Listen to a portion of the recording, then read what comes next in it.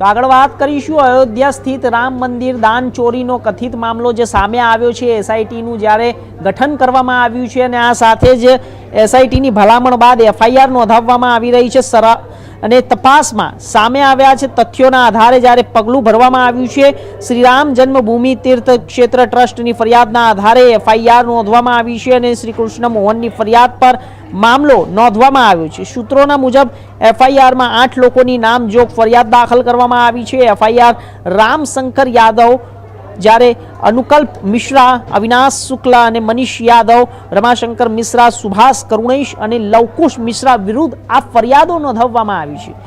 તો આ કલમો અંતર્ગત જે છેતરપિંડીની સહિતની કલમો છે એફઆઈઆર નોંધવામાં આવી છે। ઉત્તર પ્રદેશ સરકારની જ્યારે સૂચના અંતર્ગત ભારતીય ન્યાય સંહિતા જ્યારે 306, 316(5), 317(5) અને 3(5)ની કલમોની એફઆઈઆર દાખલ કરવામાં આવી છે અને આ મામલો રામ જન્મભૂમિના કોતવાલીમાં નોંધવામાં આવ્યો છે અને લોકો પાસેથી રકમ જે મળી છે તે તમામની નામજોગ એફઆઈઆર કરવામાં આવી છે। ખુલાસા બાદ તમામ 8 લોકોને કસ્ટડીમાં લેવામાં આવી ચૂક્યા છે।